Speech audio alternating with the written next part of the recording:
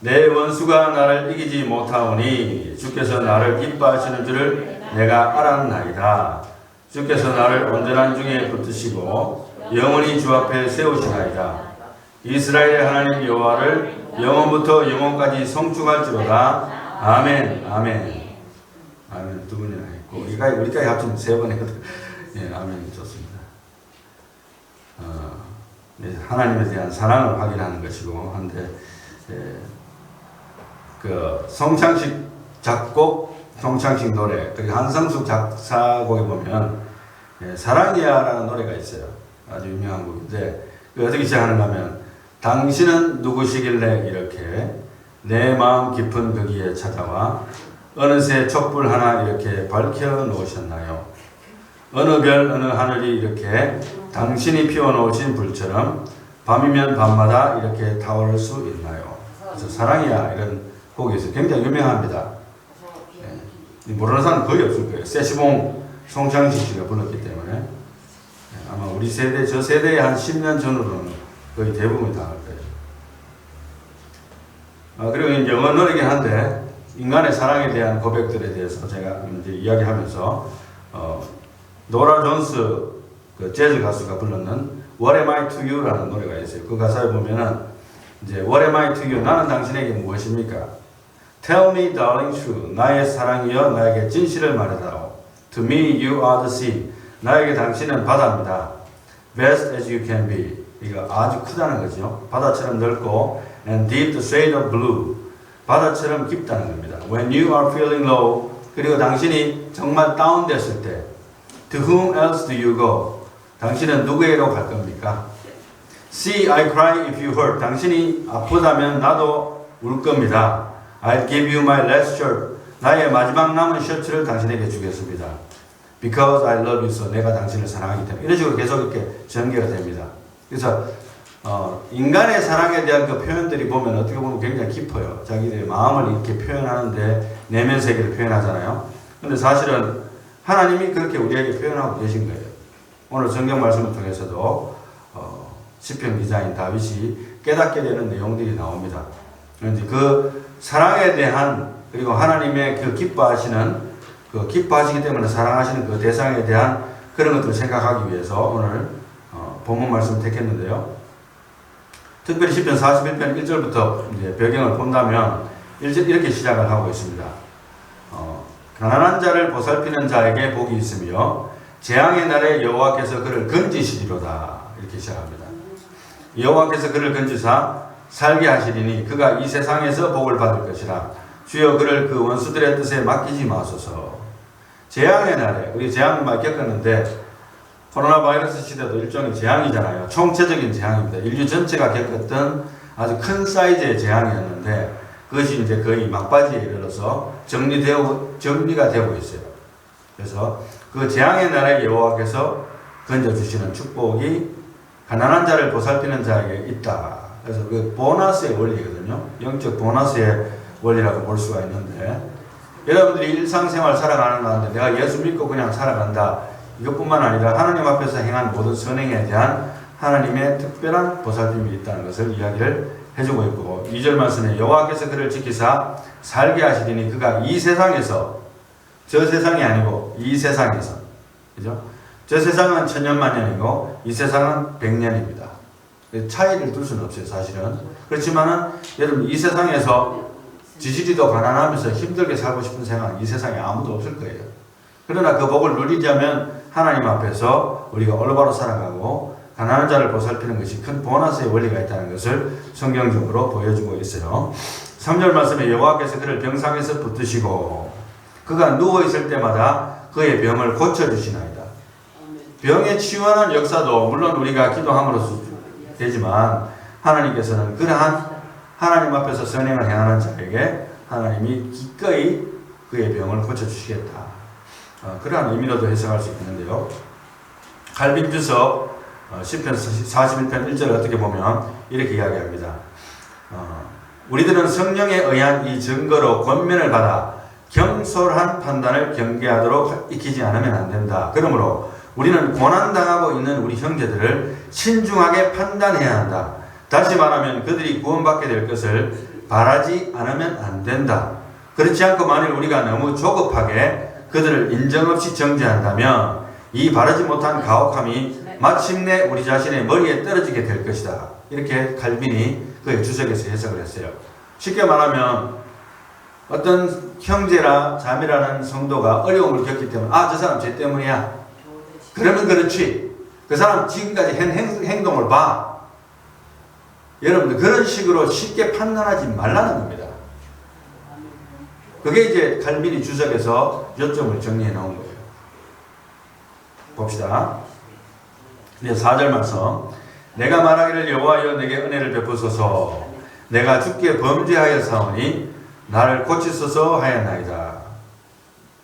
여기서 보면 칼빈 주석은 이렇게 이야기합니다.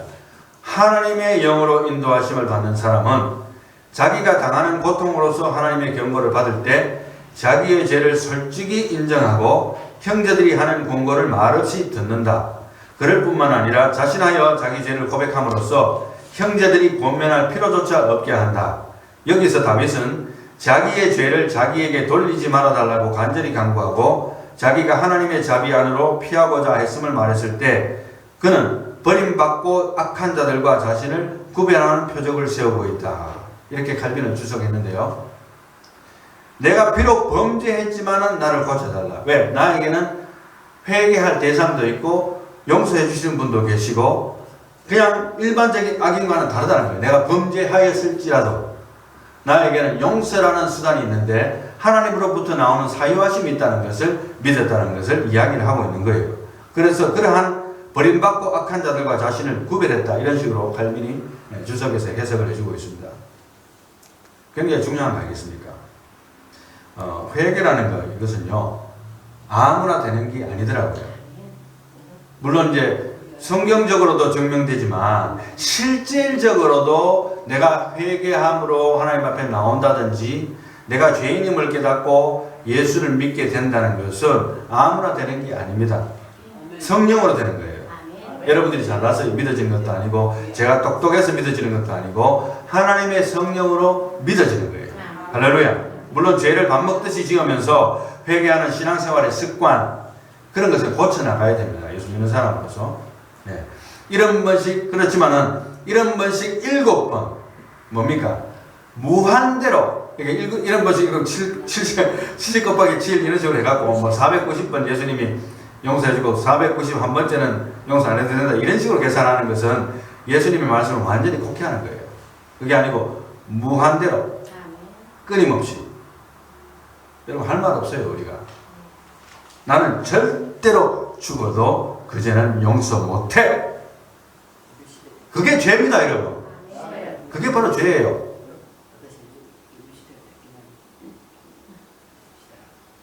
이런 번씩 7번 곧 무한대로 용서하시는 아버지 하나님의 자비하심을 획득하는 유일한 수단이 바로 회개인데요. 이 회개가 된다면 그 회개 자체로서 그게 바로 엄청난 은혜입니다. 할렐루야. 반복적인 죄도 결국 그 횟수와 그 반복의 습관조차도 결국 하나님의 은혜에 대한 감격으로 불이 태워져 가지고 제거되거나 숫자가 줄어들게 되어 있어요.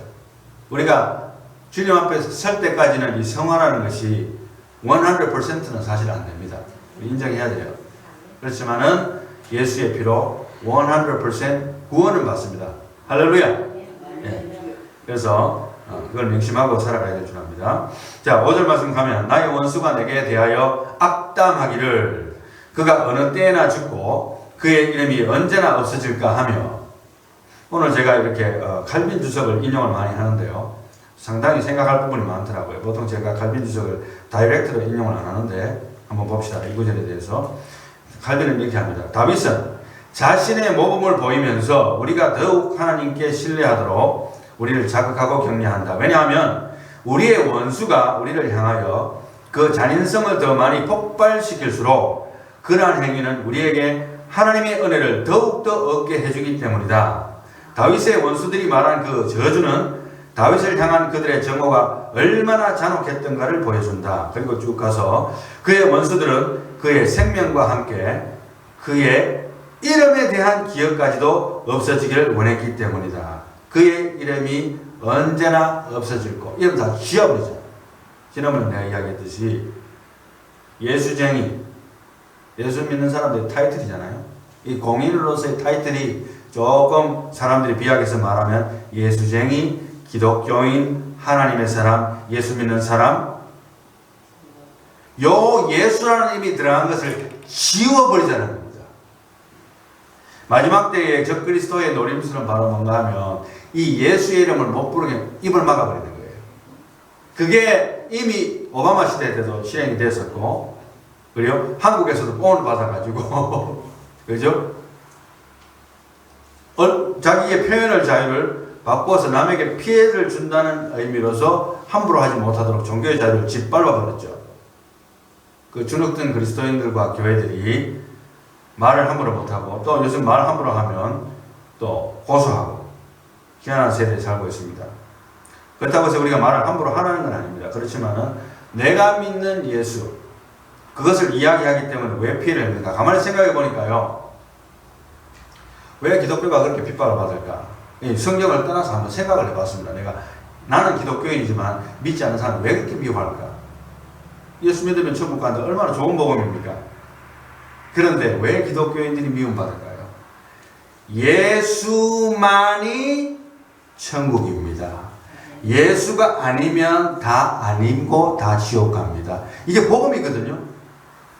그러니까 이제 거기서 딱 걸리는 거예요. 예수님을 믿으면 천국 갑니다. 여기까지는 좋았어. 그런데 예수님만이라고 이야기하기 시작했을 때부터 딱 걸리는 거예요. 모든 종교가 아니라고 부정하기 때문에. 그러나 그게 성경입니다. 만약 그게 아니면 우리가 목숨 걸고 사수할 만한 복음은 아니에요. 뭐 아무데나 믿으면 가는데 뭘 목숨을 걸어요, 여러분. 왜 내가 목숨을 걸고 내 복음을 지키려고, 하나님 앞에 내 믿음의 정신을 지키려고 하는 줄 아십니까? 예수만이 진리고 예수만이 천국 가는 길이라는 것을 내가 보여주는 메시지이기 때문에. 아멘. 여러분, 내가 만약에 목사로서 당신 예수 믿을래 안 믿을래 하는데, 나 예수 안 믿을게요. 나 그냥 예수 믿는다 했지만 사실 뭐 껍데기를 믿었습니다. 이렇게 했다면 예수만이 진리라는 것을 내가 스스로 부인하는 행동이잖아요. 목숨 하나 때문에. 물론 목숨이 귀합니다. 목숨 하나 때문에 예수를 팔아요. 뭐 그렇게 될 수 있겠죠. 베드로처럼. 누가 알겠어요, 조 목사가. 그러나 엄밀한 의미에서는 나는 배신자가 되는 거예요. 복음에 대한 배신자. 신사참배 일제시대 때에 종교 지도자, 교계 지도자들이 결국에는 신사참배 해도 됩니다라고 하는 것은 물론 가시적인 것이지만 내가 예수의 복음을 목숨을 걸고도 지킬 만한 건 아니에요 라고 하는 겁니다. 제가 조금 웃어가면서 이야기하지만 그 표현이에요. 내 믿음 요것밖에 안 되니까 제발 날 건드리지 마세요. 얼마나 불쌍합니까? 어떻게 보면. 예수 믿는 사람 중에 잘 불쌍한 처지에 놓이는 상황이에요. 교계 지도자들이 결정을 해서 신사참배 해라, 괜찮다. 하나님이 얼마나 우셨을까? 순교한 사람들은 바보입니까? 왜 순교한 사람들이 하늘에서 큰 상급을 받는 줄 아십니까? 자기의 믿음을, 정죄를 목숨과 바꾸기라도 내가 지켰기 때문에. 하나님 천국에서 상급 거저 주는 거 아니에요. 뭐 천국은 가겠죠. 믿음이 흐름멍텅해도 나중에 회개하고. 물론 베드로도 주님을 일시적으로 부인했습니다만 부끄러운 거 아니에요, 사실은. 나도 베드로처럼 그렇게 하다가 뭐 회개하면 되겠지. 회개가 마음대로 되는 줄 아십니까? 회개도 하나님이 은혜 주셔야 되지. 가룟 유다와 베드로의 차이는 뭡니까? 가룟 유다는 회개할 기회를 얻지 못하고 목매달아 죽어버렸어요. 베드로는 회개할 기회를 얻었어요. 예수님 미리 말씀하신 것이 기억나서 다구는 소리 때문에 기억이 나서 성령의 감화에 의해서 회개가 되어진 거예요. 회개는 하나님의 은혜로 됩니다. 할렐루야. 내가 회개할 수 있으리라 생각하는 것은 착각이 옳시다. 착각입니다. 그리고 6절 말씀 보면 오늘 나를 보러 와서는 거짓을 말하고 그의 중심에 악을 쌓았다가 나가서는 이를 널리 선포하며 그 다윗 죽을 거야. 조금 있으면 다 내려앉을 거야. 다 망할 거야. 7절 말씀에 나를 미워하는 자가 다 하나같이 내게 대하여 수근거리고 나를 헤아리고 꾀하며 이르기를 악한 병이 그에게 들었으니 이제 그가 눕고 다시 일어나지 못하리라 하오며. 이러한 일들이 다윗의 삶에 있었고 그것을 영적으로 풀어서 이렇게 표현을 합니다. 꼭 그 소리가 그렇게 안 내더라도 다윗은 그 악한 자들의 적군들의 마음을 알았어요. 그리고 9절 말씀에 이렇게 이야기합니다.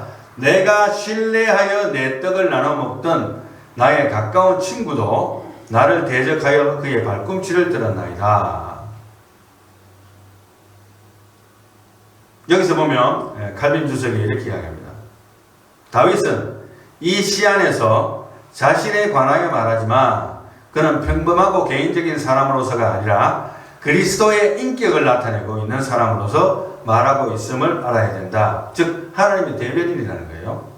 왜냐하면 그는 전체 교회가 본받아야 될 모범자이기 때문이다. 할렐루야.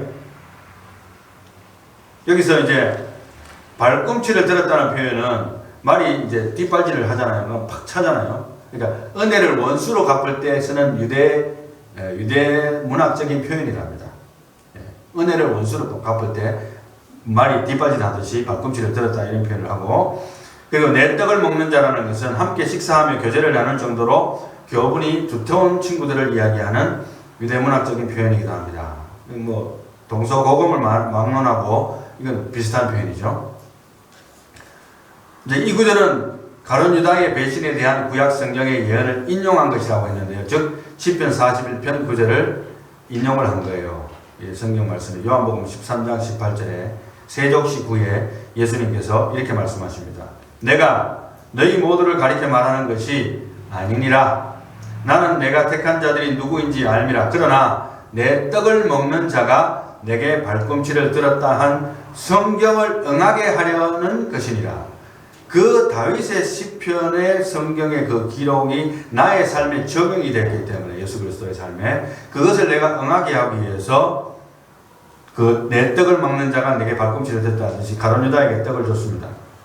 누가 예수님을 팔 겁니까? 제자들은 영문도 모르고 물었지만 예수님은 떡을 찍어서 주면서 가룟 유다에게 주면서 네가 하고 싶은 것을 즉시 행하라. 그러니까 사탄이 쏙 들어왔죠. 그래서 가룟 유다는 예수님을 팝니다.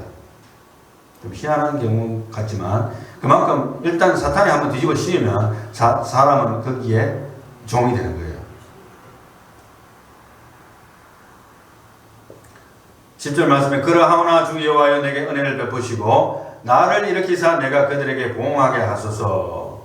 이로써 여기까지 나오는데요. 갈빈은 이렇게 이야기합니다. 주께서 우리 원수들에게 보응을 내리심으로써 자신이 우리의 보호자요 변호자이심을 보여주시도록 기도할 때에 우리는 조용하고 안정된 마음으로 구해야 하고 주의 깊게 조심성을 나타내야 한다. 이는 우리가 성령께서 정하신 규범을 버리고 우리의 정욕이 발동하도록 방임하지 않게 위해서다. 이게 무슨 말입니까? 우리의 정욕. 화가 나니까 막, 그죠? 주체를 못하는 거예요. 그죠? 쉽게 말하면 뚜껑 열린다는 거잖아요. 뚜껑 열려서 우리가 실수할 수 있기 때문에 조심스럽고 신중하게 우리의 육체의 정욕이 폭발하지 않도록 이런 표현입니다. 다윗에 관한 자기 직위의 임무를 수행하기 위하여 그는 거역하는 자들을 진압하는 수단을 썼으며 모든 악한 자들에게 형벌을 내림에 있어서 하나님의 참된 일꾼이 되어야겠다. 다윗의 특징은 솔로몬과 다른 건 뭐냐면 다윗은 하나님의 참된 일꾼으로서 활약을 했지만 그는 뭘 썼습니까? 칼을 썼어요. 그래서 피를 많이 흘린 사람입니다. 그래서 하나님께서 너에게 성전 건축할 수 있는 마음 있는 건 좋은데 나는 피를 막 흘렸으니까 아들한테 물려주고 준비만 해. 그걸로서 나는 만족한다. 하나님이 그렇게 말씀을 하셨어요. 그렇지만은 그는 여전히 하나님의 참된 일꾼이었어요. 여러분들 군인이 전쟁터에 나와서 적군을 죽이지 않으면 그 군인은 아무 소용이 없는 군인입니다. 적군을 죽인다는 것은 적군들이 피를 흘리잖아요. 똑같은 거예요. 지금 현재 여러분들이 러시아와 우크라이나 사태를 거의 실시간처럼 보고 있어요. 전 세계가. 어떤 의견들은 조금 차이가 있습니다만 진행 중입니다. 아직도. 무서운 거죠. 그러나 하나님의 참된 일꾼이 되어서 보험을 직접 하기도 했습니다. 칼을 들기도 하고. 그래서 이제 물론 이제 이 보복에 대한 이야기를 우리가 지금 오늘날 적용하면 참 안 되겠습니다만은 그러나 이런 말이 있어요. 잘 되는 것이 복수다라는 말이 있어요. 우리 흔히들 안 믿는 사람도 많이 하는데 여러분들이 잘 되는 거 왜 잘 돼야 됩니까?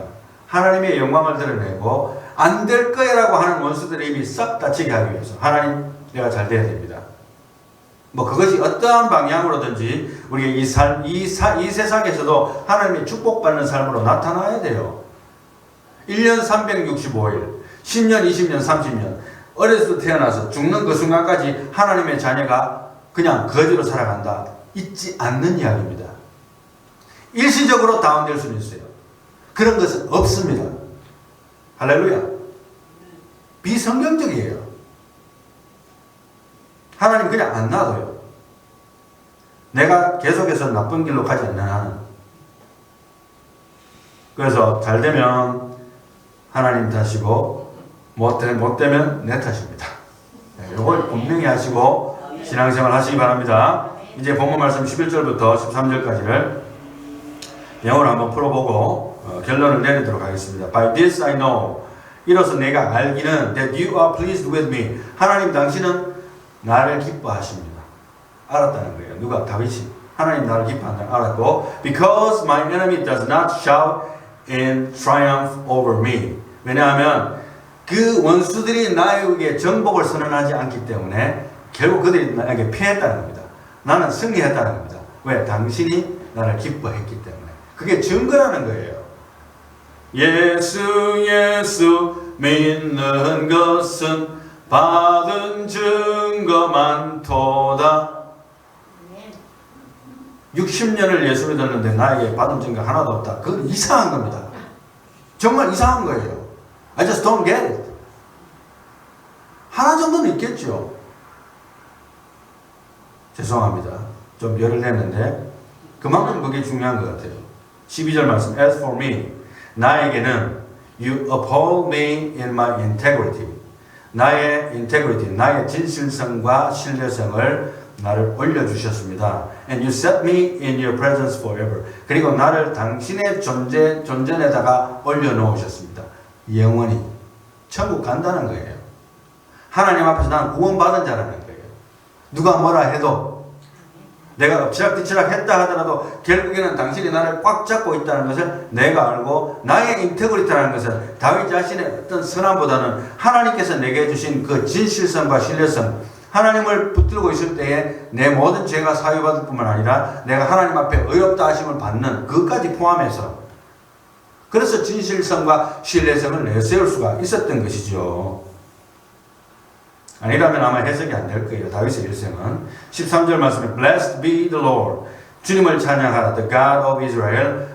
이스라엘의 하나님을 찬양하라. From everlasting to everlasting. 영원토록. 아멘 아멘. 이렇게 찬양을 하면서 이 시편을 끝나고 있는데요. 그래서 integrity라는 말을 한 번 더 생각해 본다면 영어로 그 의미는 the quality of being honest and having strong moral principles.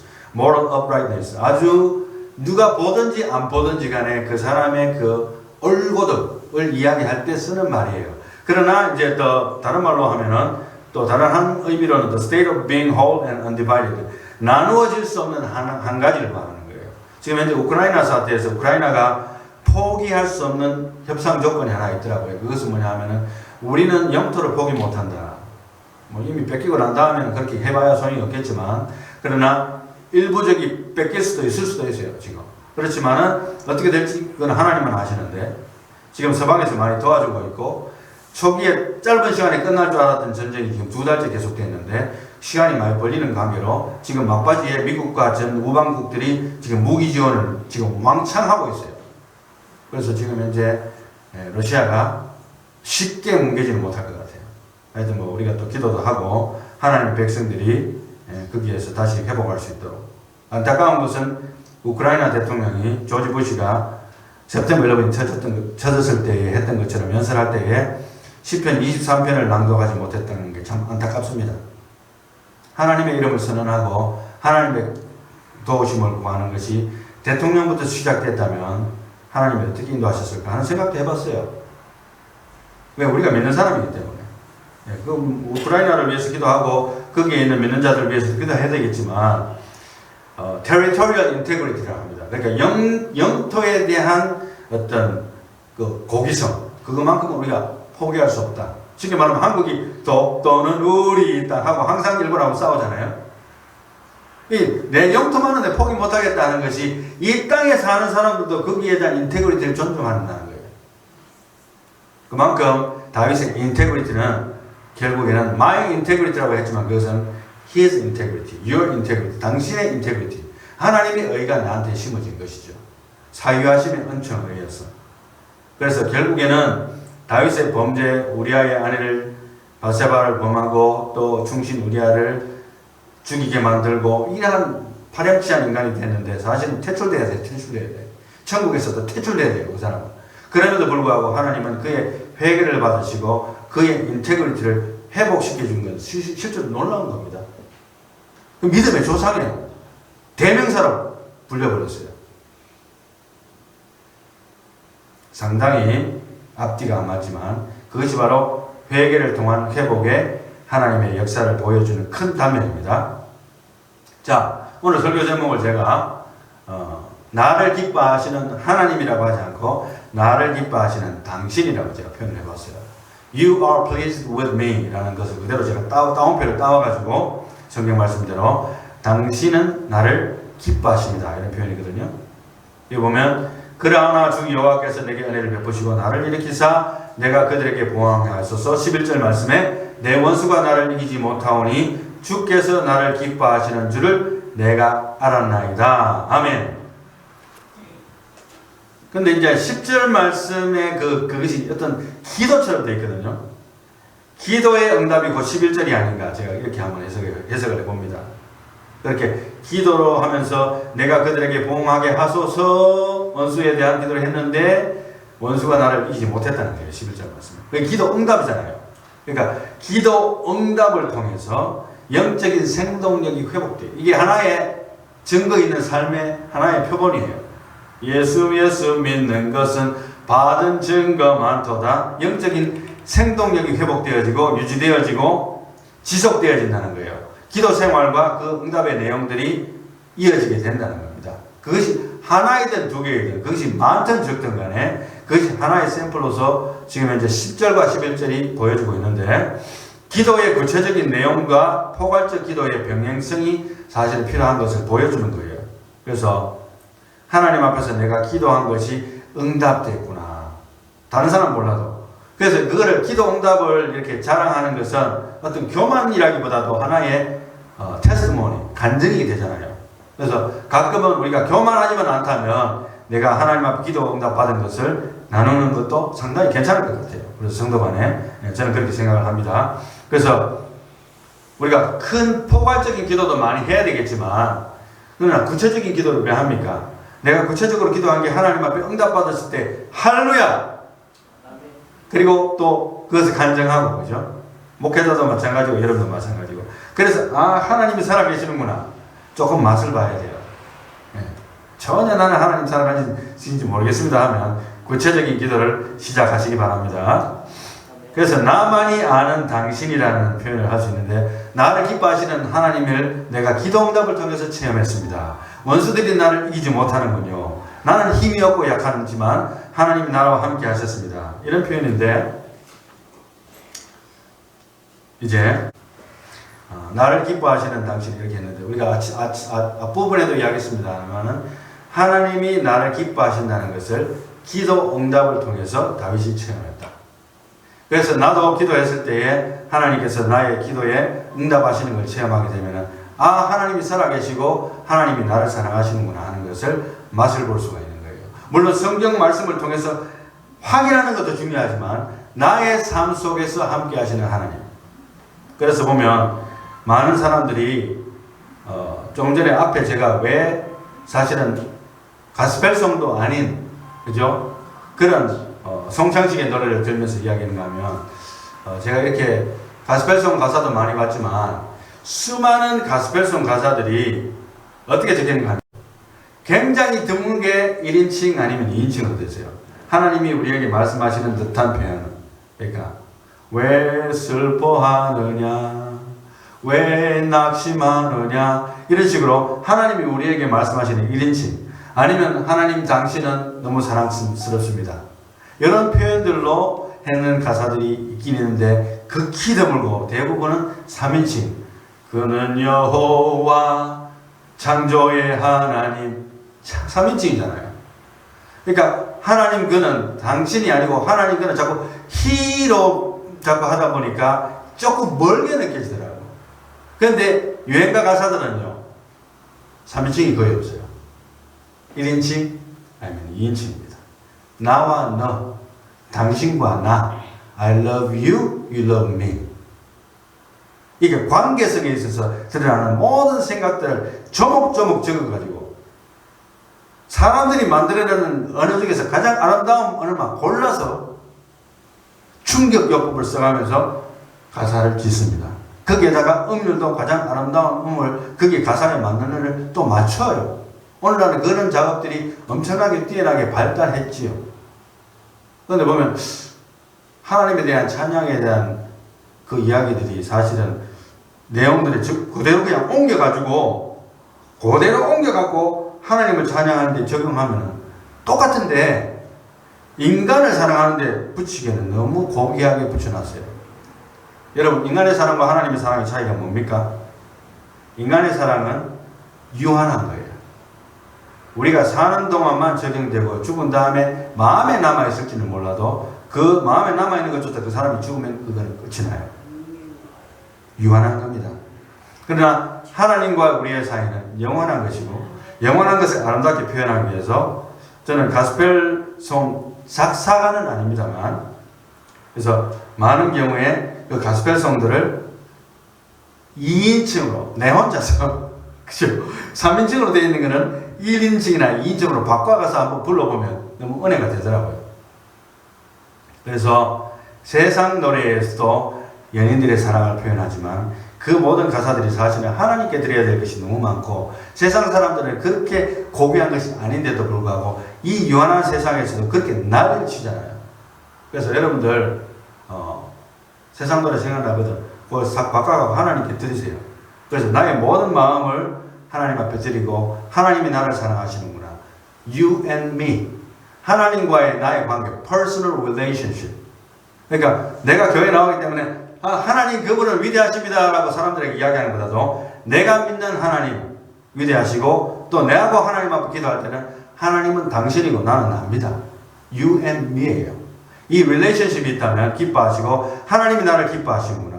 그 안에 기뻐하는 당신 하나님의 기뻐하심을 전파하며 하나님의 기뻐하심을 증거하며 또 하나님이 나에게 행하신 모든 일들을 만민에게 전파하며 예수님의 살아계심을 증거하고 하나님의 살아계심 하나님이 우리를 사랑하심을 증거할 수 있는 저와 여러분이 다 되시기를 예수님 이름으로 축원합니다. 기도합니다.